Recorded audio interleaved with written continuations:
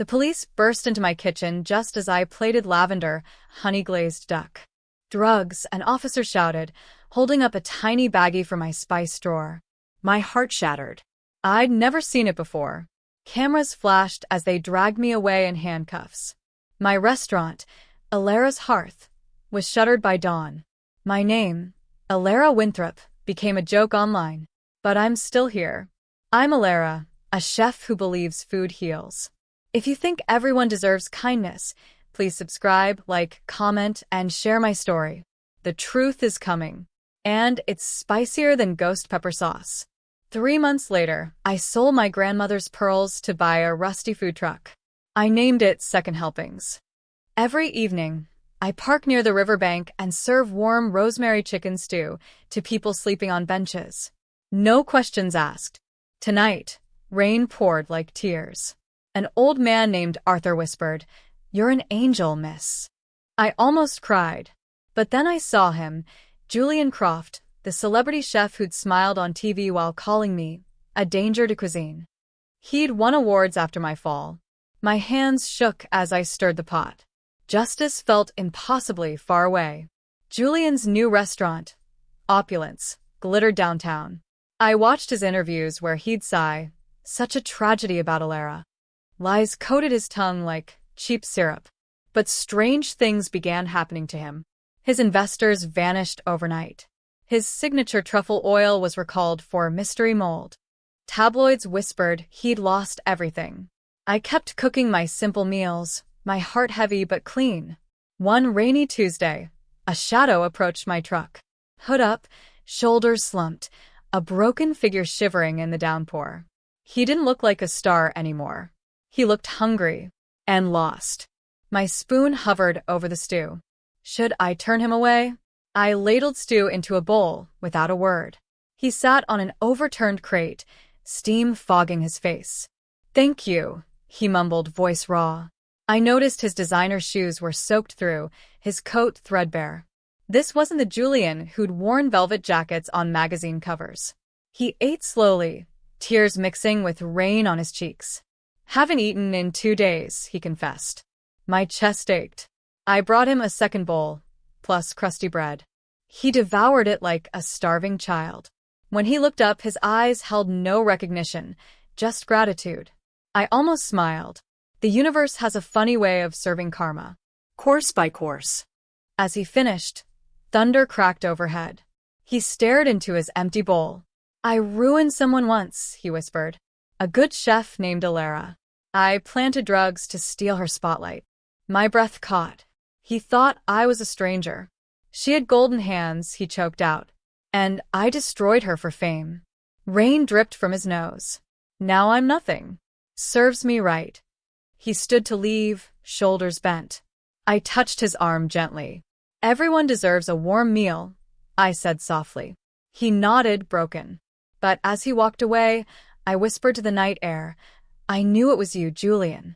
And for the first time since my fall, I felt peace. Not revenge. Peace. The next morning, my phone buzzed nonstop. A video had gone viral, me handing stew to Julian under flickering streetlights. Someone had filmed us. Comments flooded in. "That's Julian Croft. And that's Elara Winthrop, the chef he ruined." My hands trembled. I hadn't planned this. But then Arthur the homeless man grinned. "I recorded you being kind," he admitted shyly. "Thought the world should see." My heart swelled. Julian had confessed on camera to a stranger, me. But would anyone believe a broken man's words? Then my screen lit up. A news anchor was playing the clip live.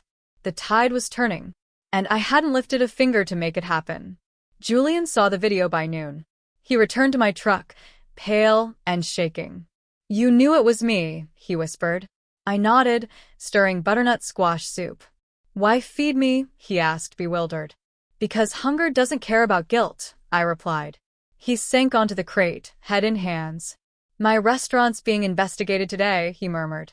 "Health inspectors just arrived." I froze. That was impossible. I hadn't told anyone. Then my phone dinged. A text from an anonymous number. "Karma's Kitchen is open for business." A friend who was helping me. Julian looked up, eyes wide.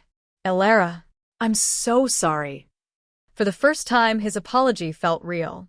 But sorry wouldn't rebuild my shattered dreams.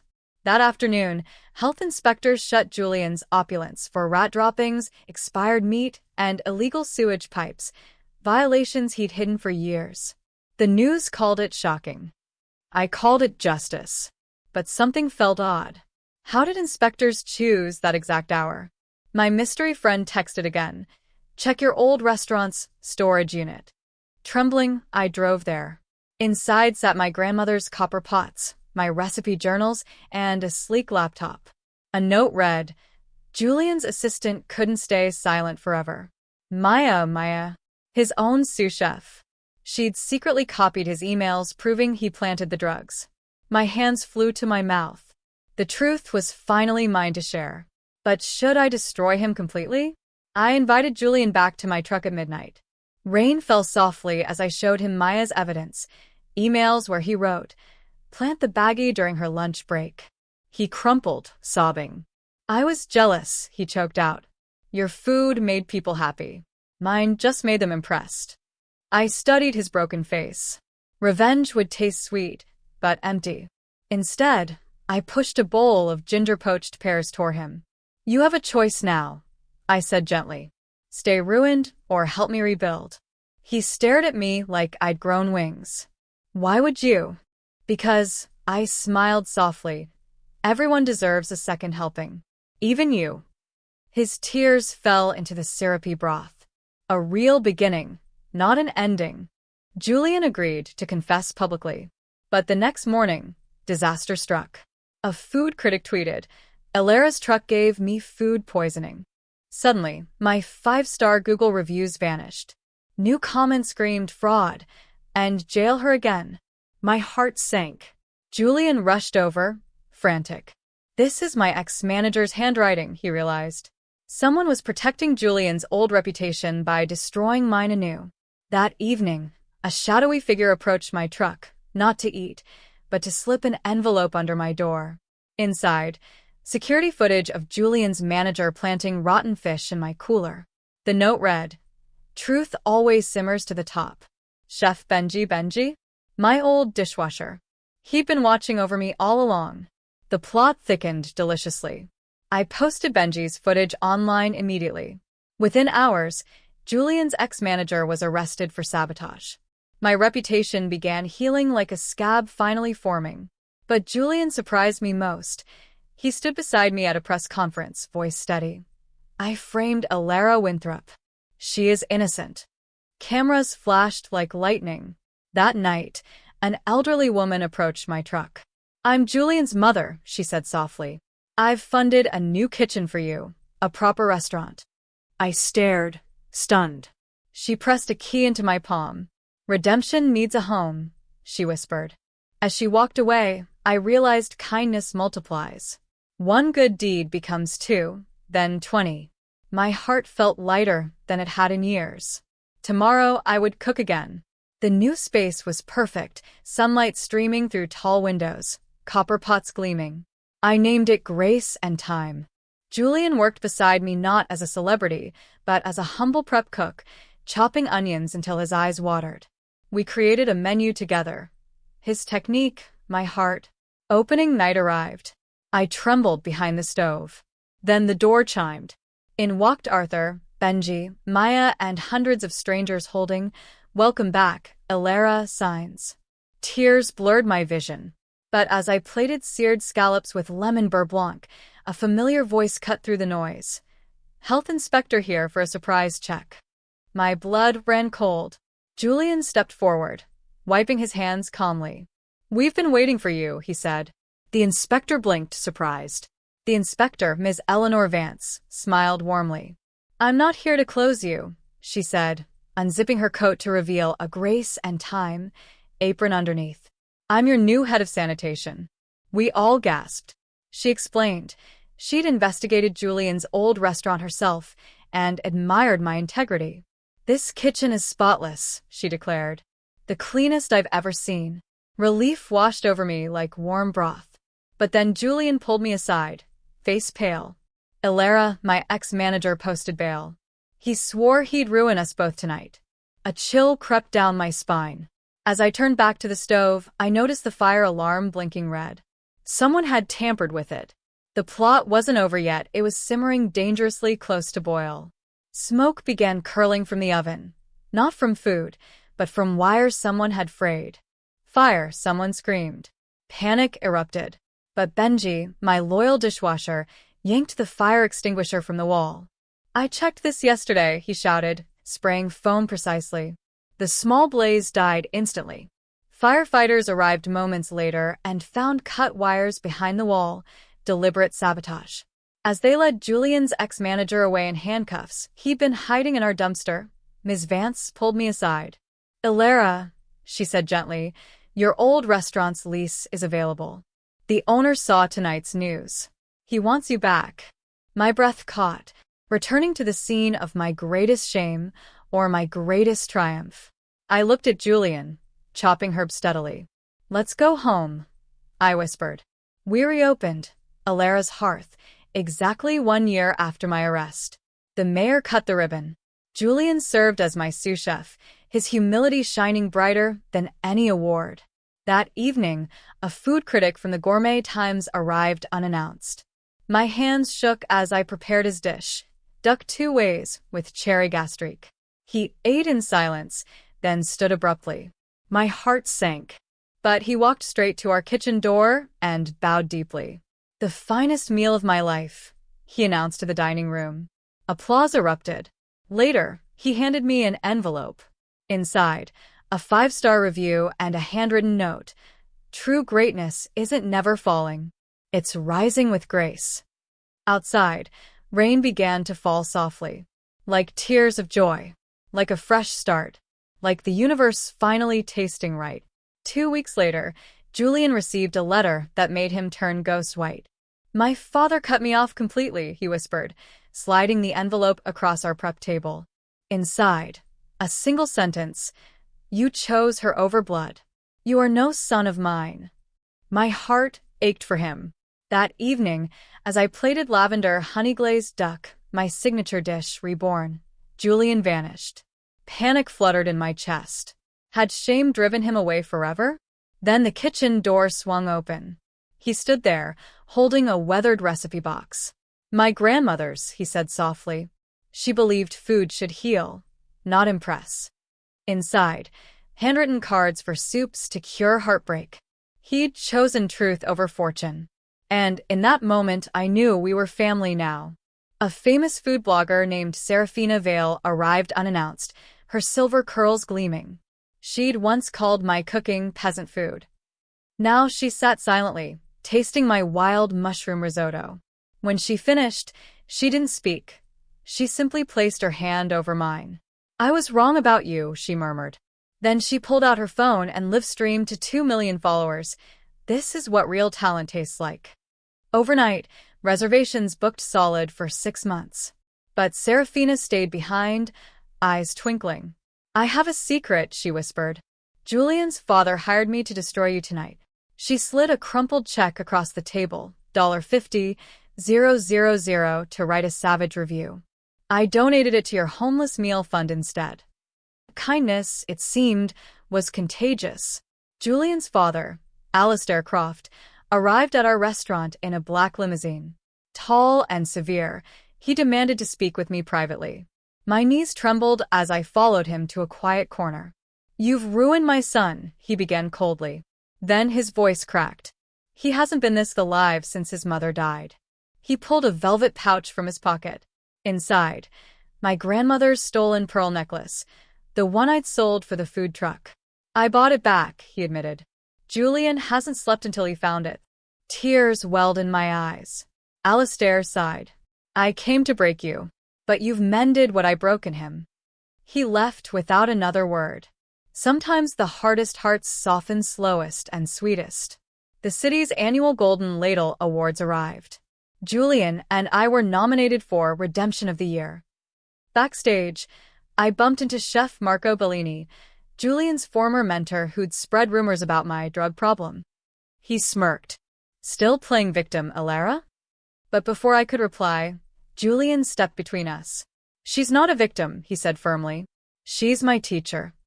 Marco laughed cruelly until the host announced the winner. "Not us. Not him. Arthur Pembroke," the host declared, "for reminding us that dignity feeds the soul." Our homeless friend Arthur shuffled on stage in a donated suit, accepting the humanitarian award. The crowd rose in a thunderous standing ovation. Marco's smirk vanished. True victory wears unexpected faces. That night, Arthur handed me a small wooden box. "Found this near the old riverbank where you fed me," he said gently. Inside lay a tarnished silver locket, my mother's, lost the day I was arrested. I gasped. Tucked behind the photo was a folded note in Julian's handwriting. "I stole this to hurt you. I've carried it for a year, hoping to return it when I deserve to." He'd been planning his apology long before his downfall. As I fastened the locket around my neck, warmth spread through my chest. The final piece of my past had returned, not through revenge, but through remorse. Outside, city lights glittered like scattered sugar. Tomorrow, the real test would come. Julian's father had invited us to dinner. At his mansion. Alone. Dinner at Alastair's mansion felt like walking into a lion's den. Crystal chandeliers glittered coldly, but Alastair greeted us warmly, serving simple vegetable soup himself. "My wife, Julian's mother, loved this recipe," he said softly. As we ate, he revealed a shocking truth. He'd known about Julian's sabotage all along. "I let him fall," he admitted, tears in his eyes. "He needed to learn that character matters more than fame." Julian stared, stunned. Then Alastair slid 2 keys across the table, one to a new culinary school for underprivileged youth, the other to a National Food Network show. "You'll host it together," he said. "Redemption deserves an audience." My heart soared, but the greatest surprise was still coming. The next morning, Julian and I filmed our first show pilot, Second Helpings. We cooked side by side, sharing stories of failure and grace. During a commercial break, a producer rushed in, breathless. "Turn on Channel 7, she urged. We watched live as the mayor announced, "Elara's Hearth will become our city's official kindness kitchen, feeding thousands monthly." The camera panned to show our original restaurant now expanded, with solar panels and a garden. Julian squeezed my hand. "You did it," he whispered. But I shook my head. "No," I said softly. "We did it. And someone greater guided every step." That night, as stars glittered outside our window, I finally understood. Broken things can become beautiful when mended with love. 1 year later, our kindness kitchen served its 10,000th meal. Arthur now managed volunteers. Benji ran our dishwashing training program for formerly incarcerated youth. Even Julian's ex-manager worked quietly in the garden, seeking his own redemption. As I ladled butternut squash soup, a little girl tugged my apron. "Are you the chef who forgave the bad man?" she asked. I knelt beside her. "I didn't forgive him because he was good," I explained gently. "I forgave him because I needed peace more than I needed revenge." She smiled, handing me a dandelion. In that moment, I felt God's whisper. "This is why I carried you through the fire, to feed others with hope." Tears welled in my eyes. The victory wasn't fame. It was freedom. The grand finale arrived at the International Chef's Gala. Julian and I stood on stage accepting the humanitarian award. Cameras flashed as I held the golden ladle. But instead of a speech, I invited Arthur to join us. Then Benji. Then Maya. Soon our entire kitchen family stood together, homeless, formerly jailed, once broken souls now shining. "This award belongs to grace," I declared. "The grace that fed a starving enemy. The grace that mended shattered dreams." As applause thundered, I looked heavenward. Most of all, I whispered into the microphone, "This belongs to God, who turns our deepest pain into our greatest purpose. Thank you for carrying me when I couldn't walk." The crowd fell silent, then rose in a standing ovation that shook the room. Today, Grace and Time kitchens operate in 50 cities. Julian and I still cook together every Sunday at our original spot by the river. Last week, a young chef approached me, eyes wet with tears. "You saved my life," she said. I was about to quit after my restaurant failed. I handed her a warm roll. "Failure is just God's way of kneading us into something stronger," I smiled.